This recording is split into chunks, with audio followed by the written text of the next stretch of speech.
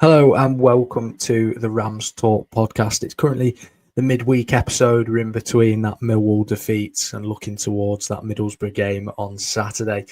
Obviously not wanting to focus too much on the current form that are in, the fact that we're struggling even to get a shot on target. I thought let's do an episode on our top 5 away games that we've been to. There'll be some niche ones in there and look back on some more enjoyable memories that we can think of over the years of supporting Derby County. So hopefully a little bit more of a positive one. But we've also got a Middlesbrough preview as well, sandwiched in there towards the end. But yeah, we'll go through some of our favourite away games. I'll start off with my 5th one. We'll go down the list. My 5th one written down that I've got is back in, I believe it was 2015, maybe 2016. It's Fulham 2, Derby 5 in the League Cup. Simon Dawkins masterclass away there at Fulham after going a couple of goals down in that game in the first half and getting one just before half time. I think we really turned on the style in that second half. The classic Steve McLaren football type of game, I think, that we enjoyed in that early start to that season.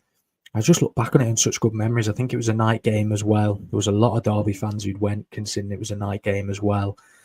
Fulham obviously newly relegated to the Championship at the time, but an absolutely superb away performance, one that lives long in my memory. I think I was about 11 years old at the time, which is probably showing how young I am, I think, by saying that. But I was 11 years old at the time, and yeah, Simon Dawkins, absolute masterclass in that game. And I've just got Kirali in goal in the joggers as well, which perplexed me at the time. I've never seen a goalkeeper do that before. I'm not sure I've seen one do it since, but obviously he was known for that. But yeah, that's my 5th one, and I'll pass it on to you, Dan. What's your 5th favourite away game you've ever seen? I'm going to go all the way back to 2008, the year after the horror season in the Premier League.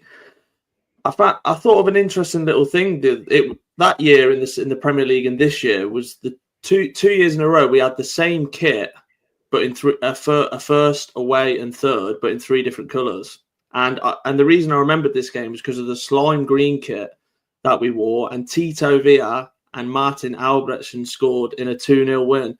And I remember I was young, naive, and I was giving a little bit to the QPR fans, but didn't realise when we walked out, we had to walk round their main stand. So I got a few shoulder barges going through the crowd because I think they remembered me from the front row. But I'll go for that. I'll go for that one. It was a good times after a horrific season the year before. It definitely sounds like it, and what a kit that was. I can remember that well, actually. That was one of my favourite kits when I was younger. Kieran, what about you?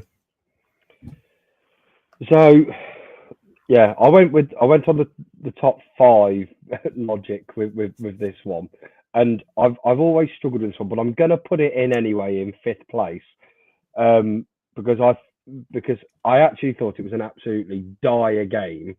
But it was brilliant for 2 minutes, or probably 90 seconds, should I say? And I'm going to go for Port Vale away, not last year, the year before.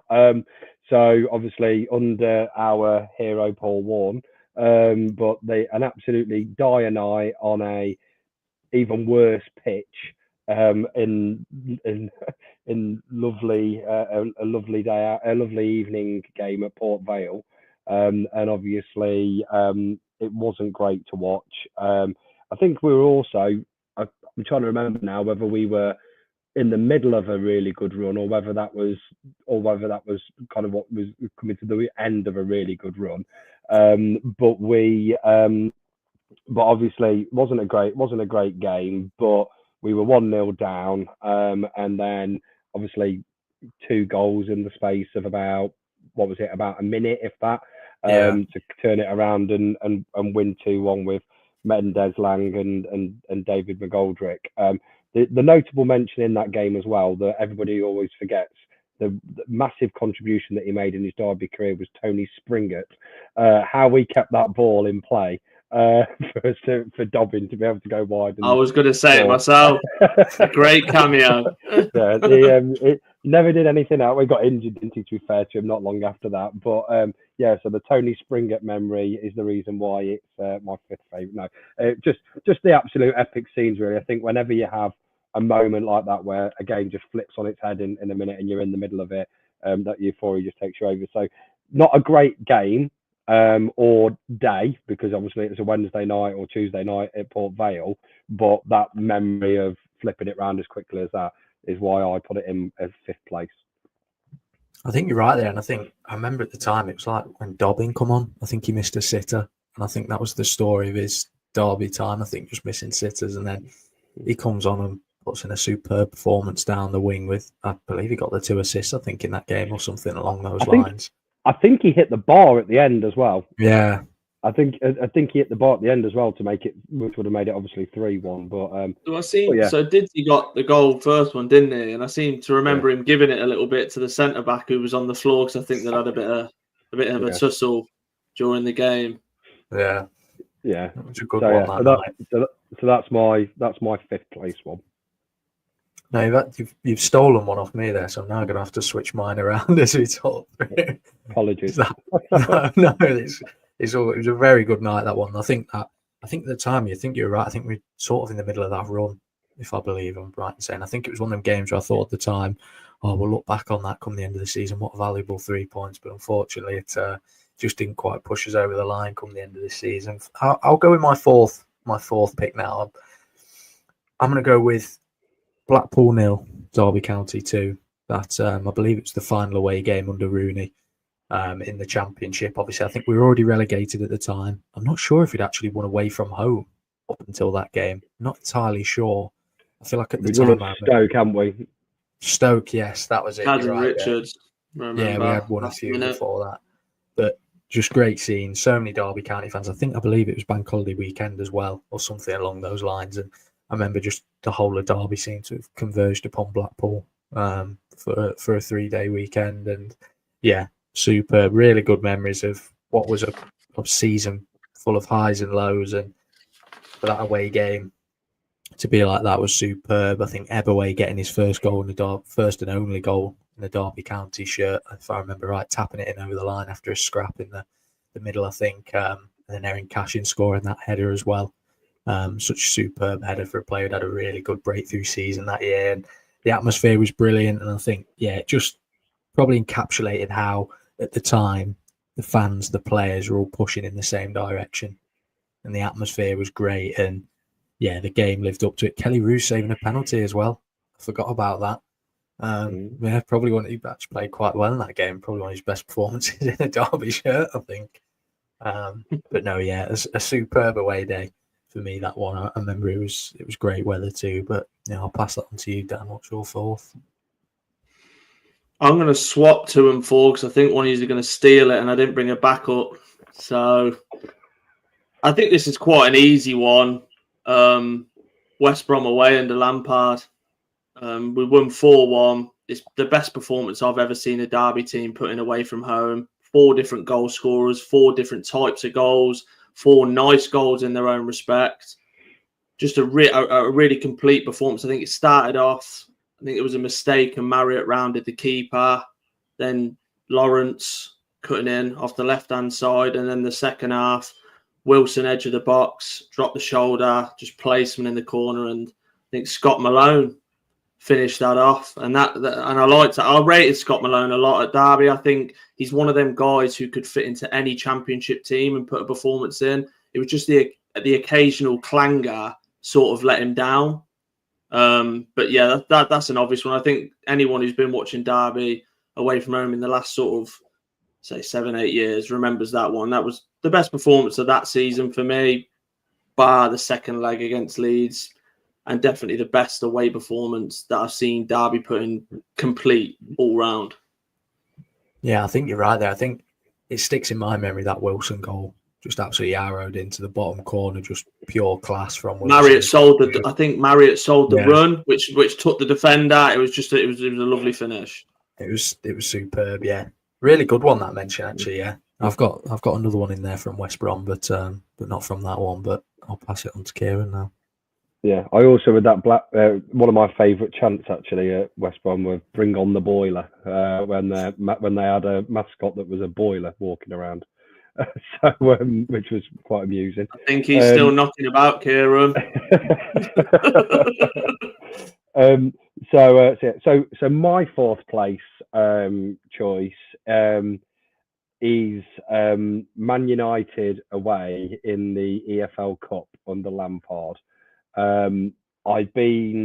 We went through a spell, didn't we, around where we used to just get drawn against Man U in the FA Cup or whatever every year. Where I know we had them under Clement when we had Clement in charge at home, and we had under Rauer, where every time we'd kind of gone there, and then I'd thought to myself, we'll have a go this time. Do you know what I mean? I love the cup personally, like the EFL or the FA Cup, and then we went there, and we're obviously 1-0 down, and we're thinking, oh, here we go again. Obviously heartbroken. I didn't actually mention this one actually. Yeah, the semi-final one as well was another one that was a fun one there. But and then all of a sudden that Wilson free kick from nowhere. I remember turning around to my dad and saying, well, he ain't going to score from there.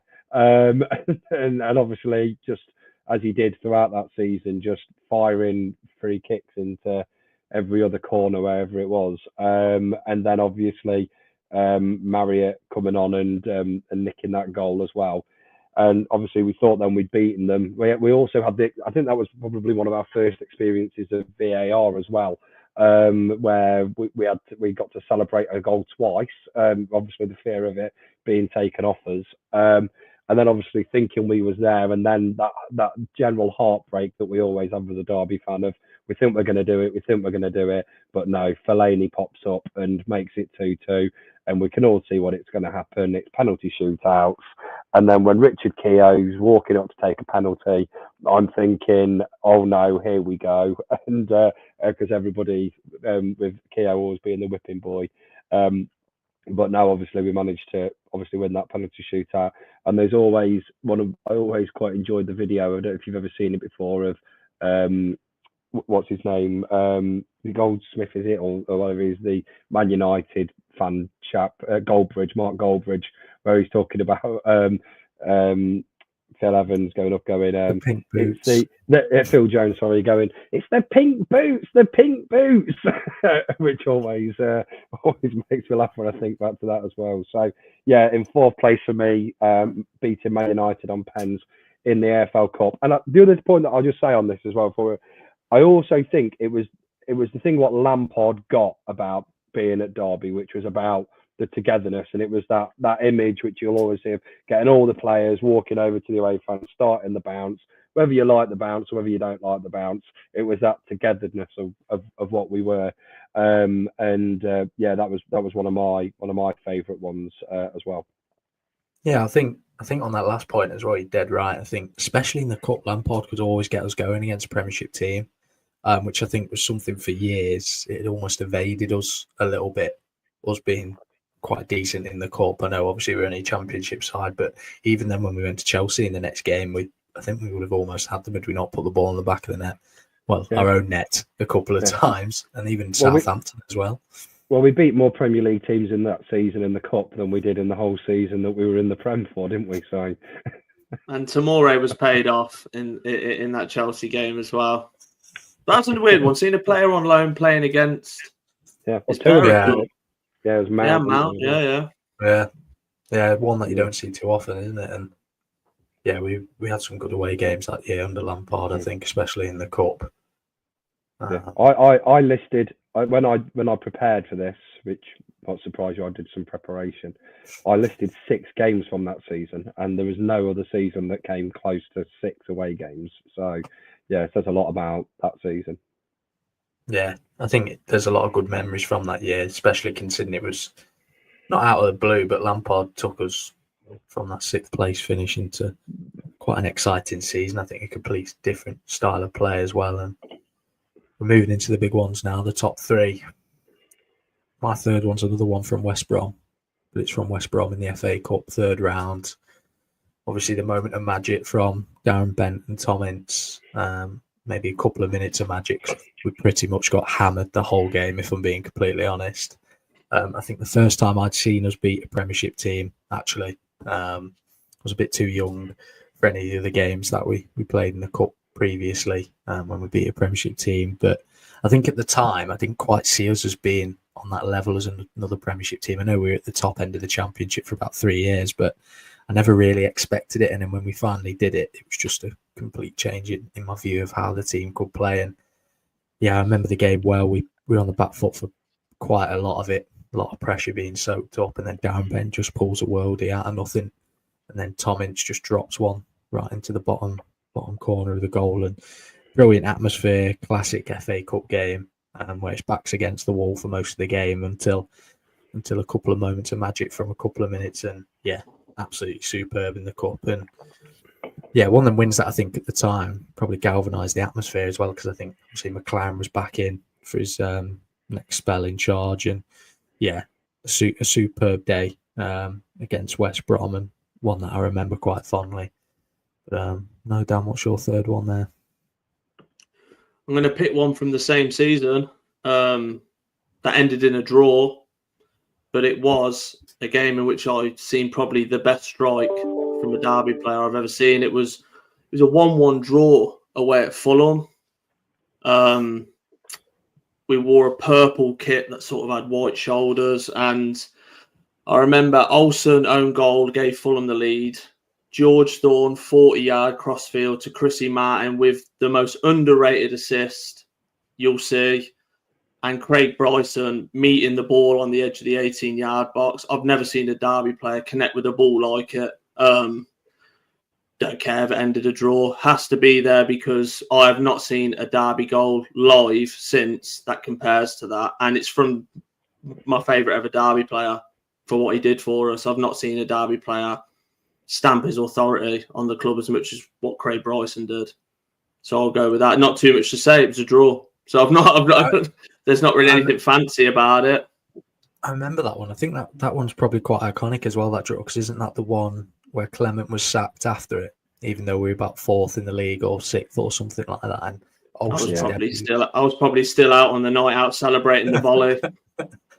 Winning the league with that volley. I think Bryson had been out for a bit, injured as well, hadn't he? Wasn't that his first game back or something? Wasn't it his first game back or something? I seem to remember. It's just like, do you know, like the Michael Jordan like logo where he's like in the air, and it's like I want to see that sort of like half in the air sort of like Bryson thing as he hits. I've never seen anything like that. It was a fantastic strike, clean as a whistle. In the air for ages as well when he hit that, because he's not the tallest of players, and he must have been about 6 foot off the ground when he finally connected with it. Crazy player like him right now as well, like that. Yeah. There was even a moment, we won't go into it, but there was a moment the game just gone where a number 8 like Bryson would have arrived on that and put it in the back of the net, craving a Craig Bryson-esque player. Yeah, I think they're players that when you do have them, you enjoy them quite a lot because of how good they play for the team, especially Bryson as well, and how many years we've got to see him do his magic in that midfield for, such a good player for us, and probably a modern day legend, I would say, and one of the few that we've seen, obviously, with his hat-trick over Forest and that. Totally agree. I remember that strike. It was, something special. And Kieran, what's your third best away game then?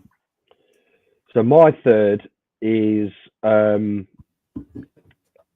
Forest away, but FA Cup 3-2. So it was FA Cup replay in the third round after drawing 1-1 at home. Obviously, it was the year after the shambles of the Premier League season, and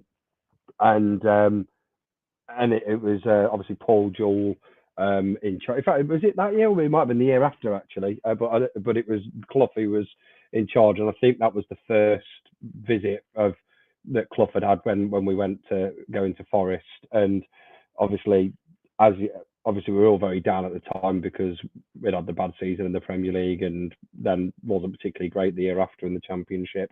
And we were obviously 2-0 down after probably about 20 odd minutes, half an hour or so, and then managed to obviously turn it around, got one back just before half time with Rob Holtz.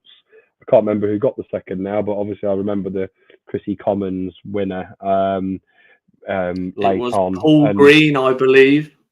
Oh yeah, it was a header on the back post, I think, wasn't it? You're a brave man, Kieran, picking a team that had Gary Teal in it. Yeah.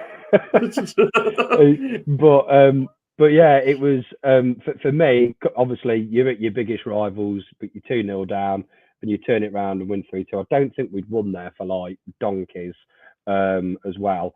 And then it was also the infamous start of the Robbie Savage scarf waving thing, which then obviously had knock-on effects for further games down the line when ex-Rams decided to carry corner flags in front of away fans. But yeah, for me, just coming from 2-0 down, I think anywhere, but when it's your biggest rivals and winning 3-2, and then also to add into it, the guy who scores your winning goal is a Forest fan, so who's joined you on a free in the summer. So for me, that one in third place.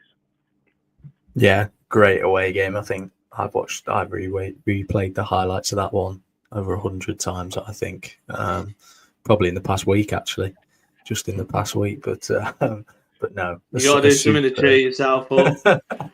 I think it was the first time that I'd ever actually been to Forest away, and I remember that, and then we went on a bit of a run where we had some. I think we like won three or four on the spin, or we had a couple where we were 2-0 3-0 down, and we almost pulled it back and stuff.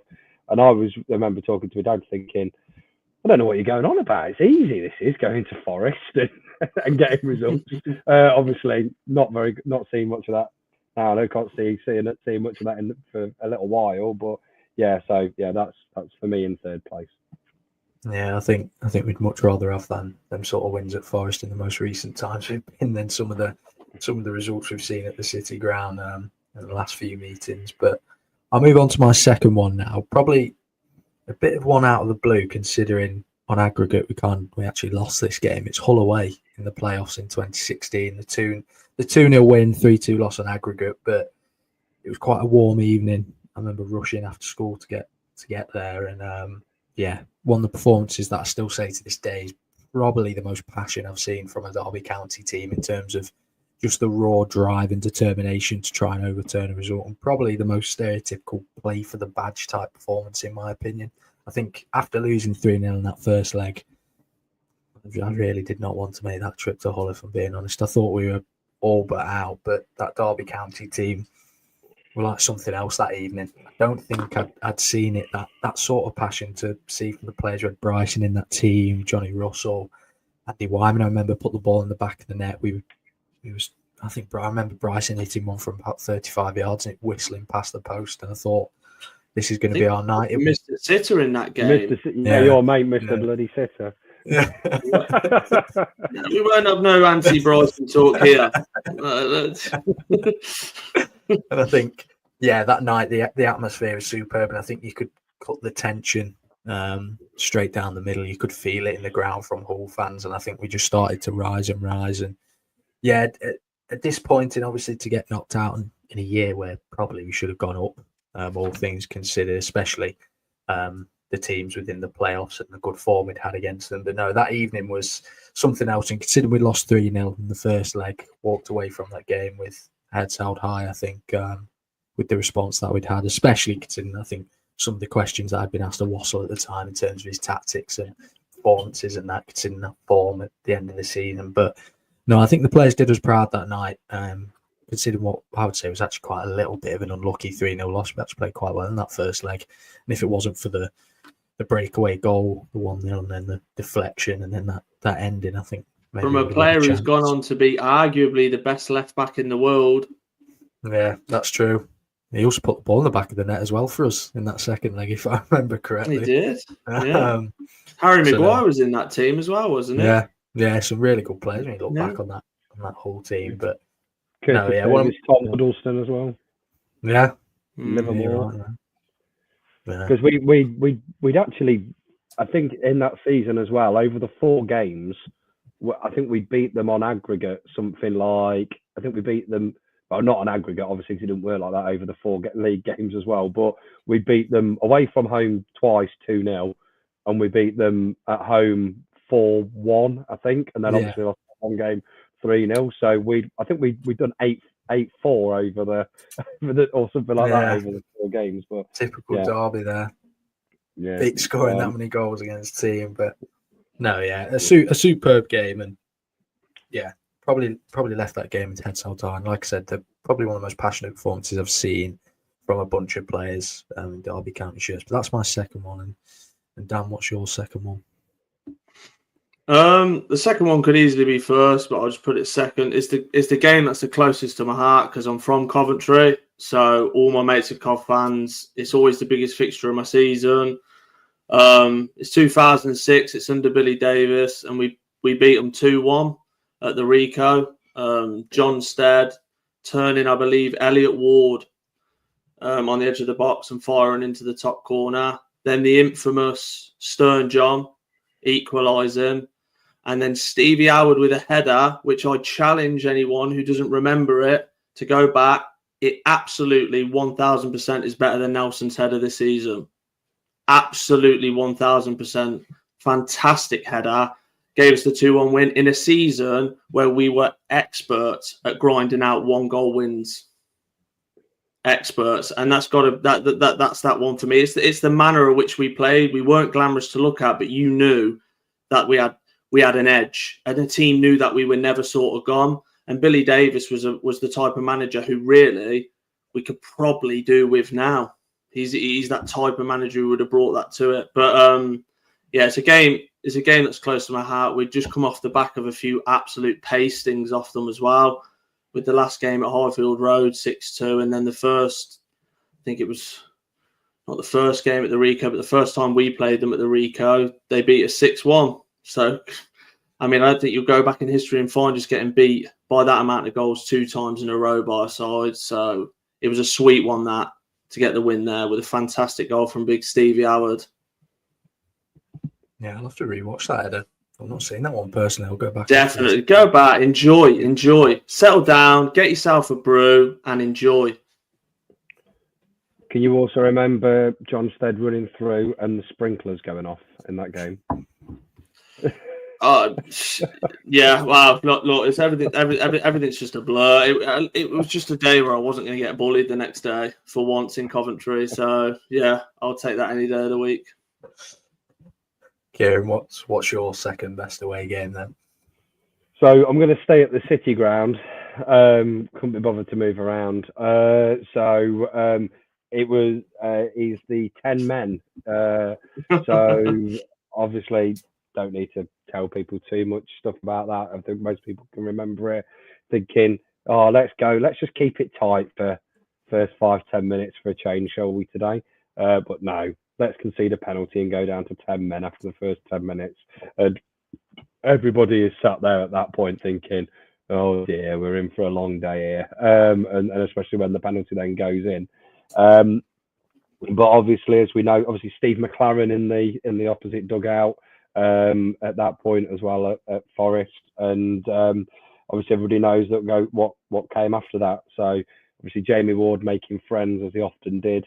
Which playing on while they were also down to 10 men, and slotting it in between. I think was it Nutmeg in Lee Camp, was it? Like should have never gone in, but we're not really bothered, are we? And then I always remember the thing that always made me laugh for that was Jeff Hendrick missed an absolute sitter literally a couple of minutes before he then decides to roll one in from the edge of the box. So, and obviously sends us into absolute raptures. So, yeah, again, obviously, we've done one away at your biggest rivals when you 2-0 down and turn it around and win 3-2. And then to go down to 10 men in the first 5 minutes and then go 1-0 down as a result of that penalty that was given and to turn it around and win 2-1. Things that don't happen very often. So, and I think they were within a season of each other or something as well. So that's my second place one. Some of the players that next regime took on, we had some real talent there. Like you think about it, when McLaren took over, he had the makings of a fantastic team straight away. They were proper stalwart players, you Jamie Wards and stuff like that. Really, again, keep saying it, but we miss players like that now more than anything. Non-glamorous, but they'll give everything. I mean, the high press, he was just a constant nuisance. Well, the big thing, and again, obviously, going off into tangent to go back to the current day of what's going on, but one of the big problems that often happens is that I wasn't a huge fan of Clough, even though he's given me 2 of my top 3 away days in there. But the difference with Clough is that what he actually did with the likes of Hendricks and Hughes, he just played them. And I appreciate that we weren't competing at the top of the league and stuff like that at that point, but there was others that he gave that chance to that didn't come through, like your Addisons and things like that. But the difference was, by the time that Hughes was playing in that McLaren side, he was only 21, 22, Hendricks similar, but they played about 100 games. They played about 100 championship games by that point already. And expecting somebody to come in at 20. So, I mean, we were actually dealing with like a 25, 26-year-old's worth of experience at that point. So I think that was a big thing that Clough probably doesn't get as much credit for as what he should have, was actually playing them young players and sticking with them and keep playing them. And that's why the likes of your Birds, etc., had played the number, and Jason Knights had played the number of the games, because they just played and they played and they played and they got the experience. But yeah, 10 men win, and winning 10 men at Forest. So yeah, that's my second place one. No, yeah, class. I think everybody rewatches them highlights numerous times, don't they? That game to make it live long in the memory. Like you say about Clough, I think he understood the assignment at the time, wasn't it, to reduce the wage bill and let's put a big focus on the academy. And I think he did his job down to a T, if I'm honest. I know obviously the football wasn't pretty. Sometimes the results weren't there, but like I say, he understood his job. And going on to my top away game, I actually had Port Vale 1 Derby 2 just because of the euphoria, but you've described it really well, Kieran. So I'll chuck 2 honourable mentions in there, not for best, but for good away days. I would say the last win I actually saw away from home was Cambridge away, the final away game this season last year. What I would say sealed promotion. Mendes Lang rounding the goalkeeper, and the atmosphere was superb, and for me that was the clincher. But just to reminisce, I'll go with Brentford 1 Derby 3 at the old Griffin Park. A good atmosphere. Alan Judge scored a really interesting goal, actually, shot from a narrow angle from near the touchline. It flew in past I believe it was Scott Carson in goal. I'm not sure how it went in, but then the breakaway, obviously Hendrick getting the equaliser, and then I was on the front row. I think I was 13 at the time, and Cyrus Christie puts it in and runs straight in front of me, and I got absolutely swamped by everybody else and disappeared underneath everyone somewhere. But whenever watching the highlights, I can see myself for about a millisecond. But no, that lives long in the memory just for the standing terrace. I think it might have been the first standing terrace I've been in the Championship. They're a rarity now, I think. Obviously, in League One, we've experienced them quite a lot. But no, the old standing terrace at Griffin Park, the comeback in London with about 20 minutes to go, superb for me. That one I'm quite fond of. But I'll hand it over to you, Dan. What's your favourite away game? Just on that one, I remember the breakaway like it was yesterday. Tom Ince, there was a quick bowl out, Tom Ince, and then Chrissy Martin. It looked like it had messed up, but then again, edge of the box, gets to the side of the defender, lovely finish. Number one, I've got a few results that I've had at Birmingham. We've had some very good results and great away days at Birmingham. I'm going to go for 2017. We beat them 2-1 due to a last-minute Tom Ince winner. Like I said, probably another one of the days in Digbeth, if you're familiar with Birmingham, is sort of their area next to the ground. 1 or 2 beers beforehand, so the game was a little hazy. I can't remember too much, but I do remember Jacob Butterfield scoring, well, what wasn't his goal, because I think it came back off Thomas Kuszak's back and went into the net. I think Che Adams, which I actually, funnily enough, was watching a game the other day, a Torino game, and didn't even realise that he played for them now. And I seen that he was there. But then I remember in the last minute, vividly, the corner came over, Carson caught it, and Inch just went. And I remember in my own head, I went, just do it. I don't like even if it goes wrong, I don't care. And he hit it, and it was sort of difficult because it was sort of a loopy sort of kick in the way it came over Ince's head, and I thought he'd left it too late. And when he lobbed Kuszak, it went so high in the air, I was like, there's no way that's going to drop. And when it did, complete pandemonium. Like I said, there's a few there. I remember a snowy evening at St Andrews where I think we won 4-0 with Fozzie scoring and Johnny Russell and that. But that Tom Ince one, again, a player whose opinions are divided on Tom Ince. For me, as a match winner, I don't think we've really seen a player in the last 10 years at Derby who's as competent a match winner. Maybe you could say Vidra, but Tom Ince really was a class above everyone else around him when he was on the pitch. So Birmingham City away 2017, Tom Ince via a Scott Carson Ederson-esque assist. I remember that game. I think it kept our loose playoff hopes alive that year. If you remember, I think that win just kept us in it, and we all thought we might be onto one there. But no, I remember Butterfield's goal quite strongly in that one coming off the post going in, because I think we'd suffered a similar sort of goal to Barnsley earlier on the season or the season before it came off Carson's back and went back into the back of the net. No, that's a really good shout. That one. I remember it was quite a warm day that one as well. Towards the end lovely day. I just remember the whole thing was perfect. Conditions. It was a perfect setting. Everyone was enjoying, good mood after, drinks after, and everything. Yeah, that's what away days are all about. The result, but also the day itself means as much as the game. Yeah, exactly that, and yeah, just the perfect settings, I think, for that away game. And Kieran, give us your best away game then. You've muted your mic, Kieran. You might want to mute. It can't be that good. Sorry, classic. No, so yeah, as what I was going to say was you're all wrong. This is the best away day. So is Leeds away in the playoffs. Yeah. It's I appreciate it's obvious, but yeah, it's the best game that I've ever been at. I think everything that had gone on that season. The flip of what we said about the whole situation, where that they'd beaten us quite comfortably for 3.5 games of that season, basically. And I think I often, the Hull one's one actually for me that often sticks in my memory. I refer to it as Istan Hull, and I remember after that game always thinking, God, what would it have been like if we'd have actually done it? And for me, the Leeds one was, that's what it would have been like if we'd have actually done it, except it was to Leeds, which was an added layer. And that game just had everything. You turned up, you didn't really expect anything. I'm always optimistic, and I was telling everybody we're still in with it. We've just got to win the game. It's only one goal, and then you're thinking, great. And I like I say, I don't like Leeds, but that atmosphere for that first 15-20 minutes or whatever was at Ellen Road was another level. Like, there's no point even singing, because you were never going to get heard over them, like in that instance.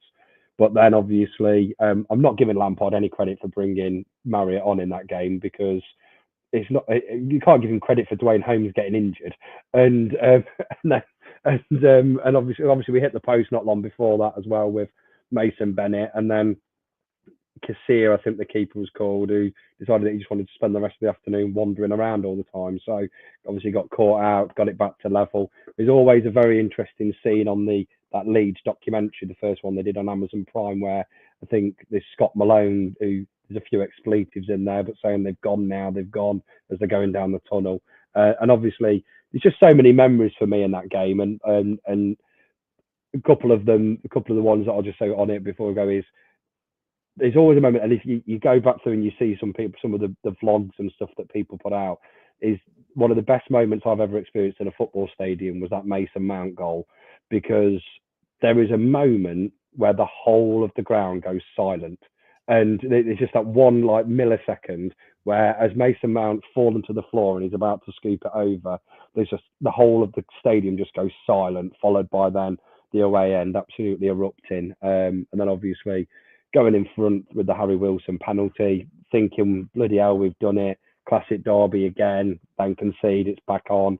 Red card, right? Oh, brilliant. We're going to get 10 men sang at us now when we've cocked this up. And then Harry Wilson hitting the post just before the final goal. So yeah, brilliant night out. And that was the season of comebacks as well, wasn't it? Because the semi-finals, there was something similar, I think, in the Villa one, but there was the 2 Champions League semi-finals, and I was trying to draw that as my inspiration, with Liverpool coming back against Barca and Tottenham coming back against Ajax. So So Leeds is for me the best game I've ever been to. So that's very easily in my top spot. It deserved better, that did. It deserved better managerial decisions in that final, because that's what doesn't fully etch that in history. If we'd done the job, that would have made that what it was even more special, because it deserved it after it. And maybe we could have had Rashford and Asensio playing for us on the wings now. Not saying we had a Jack Grealish to sell, but yeah.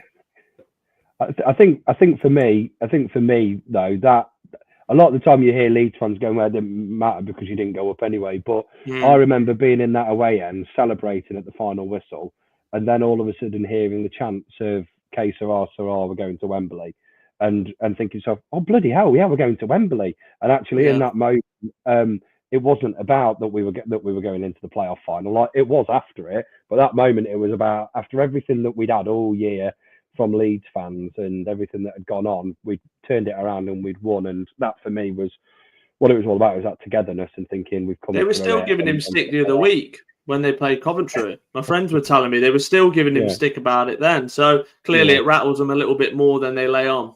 Yeah. No, number one for me.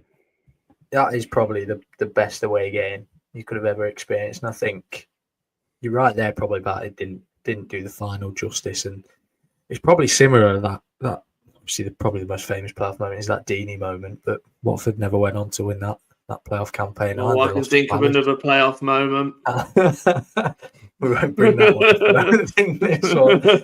But Watford didn't go on to win that playoff campaign either. They lost to Palace 1-0, I think, with Kevin Phillips scoring a penalty. So, yeah, I think that's probably one of them where I think the semi-final usually delivers that superb game, that superb moment. Maybe because teams are a little bit more relaxed, maybe, or just feel a little bit more comfortable in a league stadium. But no, they're our best away games, and we do have to switch the focus now. Not unfortunately, but we do. We have to switch it now to this Saturday's game, Borough away. We've got a preview video from the Borough breakdown. Really appreciate them sending that through, and we'll give this a listen and chuck in a couple of our score predictions after. Hello guys, Johnny here from the Borough Breakdown podcast, here to give you a bit of insight on Middlesbrough this season and, well, how have we performed? Taking out the last 10 games, fairly inconsistent. We finally found our consistency, and that is by getting beaten here on every game. Borough have lost the last 7 games out of 8, and with 1 win in that time. We're in 3-4. We've lost our best striker, and things are slowly starting to fall apart. And pressure is ramping up on Michael Carrick and, well, Borough's season. And to be honest, I actually think it's pretty much done. I don't think we'll get back into the playoffs now. I think our season is there and finished. The players just look short of confidence. And right now, I can't really see us getting a point anytime soon because we've been that poor. But in terms of players to look out for, now normally I would have a list of players for you guys to really look out for, but be honest, everyone's been really crap. I would say if I had to call out one player, I would say Tommy Conway up front, who did come back from injury and score against Bristol City on Friday night. Hayden Hackney and Morris have normally been the dynamic duo in midfield, but they look out of form as well. Delano Bergzorg could cause a lot of problems on that left-hand side. And Morgan Whittaker hasn't really found his feet yet. And I don't really want to talk about Kelechi Iheanacho right now. But Finazaz is still out of form as well. And to be honest, our entire team is. So in terms of danger men, I would normally have a list, but at this moment in time, there isn't one who would cause this team a lot of problems, to be honest. But in terms of weaknesses, it's ourselves. We are the highest in the table for most individual errors leading to a goal. And you can see why. It is like an episode of Goals and Gaffs, with Middlesbrough creating so many problems for themselves and then getting done for it. So, if anything, let Middlesbrough play in front of them. They'll make their own mistake and Derby will go on the counter-attack and score. Quite similar to how it was at Pride Park. So, it could be another 1-0 win from that. And in terms of my predictions, I just cannot see us getting anything at this moment in time. I'll be honest, I just find it quite funny, because Borough are just absolutely falling apart and they've ruined their own season themselves. They haven't ruined, no one else has ruined it for them. They have ruined it themselves. But in terms of score predictions, I probably will go Derby 1-0. I think that Derby will sit in for the most part. I think they'll make it really difficult for Middlesbrough to break them down. And Middlesbrough will create that individual error, and whether this goal will come from a set piece or a work of brilliance, Borough will find a way to concede, and that is the real frustration on Middlesbrough's part this season. And interestingly, for a side who creates a lot, and for a side who not just creates a lot, but puts the chance away, very lately we aren't creating much. Our underlying numbers for the last 4 games have all been below 0, or below 1, sorry. And that is a big problem, especially for Michael Carrick, with his way of playing is creating plenty of chances, try and outscore the opposition. But if you're not scoring, you're going to have a lot of problems. But guys, thank you so much for having me on. Best of luck for your game against Borough. And, well, I would normally say not best of luck against us, but to be honest, I don't think anyone needs a bit of luck for Borough because they've been that crap. So, guys, thank you so much for having me on, and I'll speak to you soon. Cheers. Well, Johnny's not too confident heading into this weekend. He's clearly not seen us play recently. He sounds as optimistic as I do in our Rams Talk WhatsApp group. It's making me look positive. No, I think when you look at it, Middlesbrough obviously probably predicted to be in that top 6 at the start of the season, or definitely near that. Obviously, they currently sit 13th. They've actually lost more than they've won now, with them 5 losses in a row. The most recent one to Bristol City. I think a big one in there is they obviously signed Morgan Whittaker, and he always pops up with a goal against us. It happens every time he plays against us, pretty much. So, if I'm going to go, I'll go first to you, Dan. What's your score prediction ahead of this game? I'll talk about the game in isolation because I do think that it's already done. Like I said before we come on, I think we're already gone. I think because Borough are doing so bad, normally I would lean towards the fact we'll give them the pick me up that they need, but I'll go for a 0-0 draw. And Kieran, very unglamorous. So coming into this tonight, I wasn't positive, and I heard Johnny talking, and I got really positive. I then looked and then saw that they've actually just lost to 2nd, 4th, 8th and 9th. So it's not like they've lost to the bottom teams in the bottom 4. But having said all of that, I've got a funny feeling that we're going to get something this weekend. I still think we're going to have a say in what happens this season. I did say I'm very optimistic, but I've still got a feeling that we're going to have a say in things to come this season. And I think that we've got a run of home games. We've got a couple of we've got away games against teams in and around us as well. And if we can pick up a win or two from somewhere, we could maybe turn a bit of a corner. But then I also heard him say that he's got Morgan Whittaker, and I thought we ain't scoring more than 1 goal, so that's a concern. But I'm going to go out and I'm going to say we're going to win 1-0. I think that the fans are starting to turn, I think, a little bit on it, and it just feels like one of them where, oh dear, we've lost at home to Derby, we've got to sack our manager. It feels like one of them vibes, I think, with it. So I'm going to go for a sneaky 1-0 away win. I think they've only won 3 out their last 16. I seen a stat the other day. I mean, nothing's comparing to our one, but that's still ugly reading for them. It's probably the best time that we could have ever played them away from home. Especially, they look brilliant in the reverse fixture. Really, really puts under the cosh the entire game. So, yeah, I mean, look, confident as ever, Kieran. Confident as ever. I certainly, yeah. We've got something good's got to happen for us at the end of the year. Maybe we can put Middlesbrough away on the next away games episode. Yeah. Do you know what I mean? 5 years time. Yeah. Oh, I won't be mentioning this season. Don't worry about that. It started to turn around, and then the next 5 games were Plymouth. They signed Jamie Ward as a free agent. I think if I listening after that. And considering I've said that Whittaker usually scores against every time out, I'll go with some positivity and go with a 1-0, even though I agree with you, Dan. I think I've not seen any signs to indicate we are going to win away from home. I'll just believe we are and go with a 1-0, considering Borough in pretty poor form at the moment, and And like Kieran said, it could be one of them where if they lose to Derby, they consider relieving Carrick of his duties. But no, that's been the Rams Talk podcast today, the midweek episode. I've enjoyed it quite a lot. Bit of positivity after the bad run of form. I think we need that. We need something to lift us. But if you have enjoyed today's episode, please don't forget to rate us 5 stars on Spotify, Apple Podcasts, whatever you're listening on. You can also see us on YouTube as well for the video, and you can follow us on all social medias. But it's goodbye from me. I appreciated this. It's made me forget what's going on in the here and now. So yeah, here's to hopefully a better result this week. It's goodbye from me. Yeah, enjoyed this. It's picked me up a little bit. I've realised that we have actually had some half decent days out sometimes. So hoping for one on Saturday, and let's get on a run and have some more positivity up until the end of the season. And so goodbye from me.